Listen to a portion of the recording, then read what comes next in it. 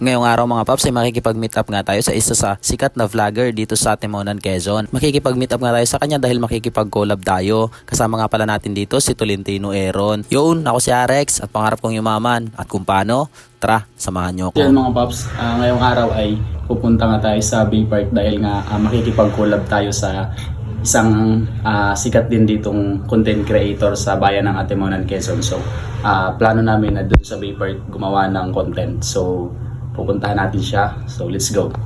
Ang buong akala ko nga mga paps ay sa Bay Park lang kami gagawa ng content. Subalit gumawa na rin pala kami sa 7-Eleven at sa Patio. Yung Patio pala mga paps ay ang simbahan dito sa Timonan, Quezon. Mga paps, hinintay ko pa si Iron kasi sasama ko yun.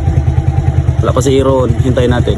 At maya-maya nga mga paps ay dumating na itong si Aaron Tolentino. Kaya naman pumunta na agad kami. Nagmadali na nga kami mga paps dahil ang usapan nga namin ay 10 AM. Subalit anong oras na nga kami. Nakakahiya din naman kasi na paghintay natin yung idol natin. Makalipas nga na halos 1 minutong biyahe ay nasa Bay Park na agad kami. Saglit nga lang yung biyahe namin dahil hindi naman kalayuan. At kung nakikita nyo ngayon lalaki sa may niyog na nasa motor ay siya nga yan. Yung idol na pupuntahan natin. At kung sino ito, tara kilalanin nyo. Mga idol, wala, ayaw sumama, may pasok daw.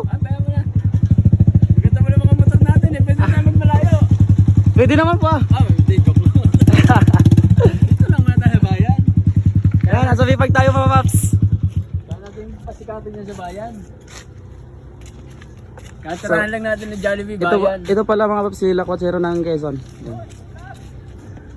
Ayan mga paps, siya nga pala si Lakwachero ng Quezon Moto Vlog. Meron nga din pala siyang isang page na Lakwachero Prankers. At sa mga hindi nakakakilala sa kanya, ibisitahin nyo na ang kanyang page. At sa punto nga ito mga paps ay sinimulan namin gumawa ng content. At kung ano yung mga ginawa namin ay abangan nyo na lang sa mga video ay upload ko. Yun, muli ako si Arex at pangarap kong yumaman. At kung paano, hindi ko pa alam. Haha.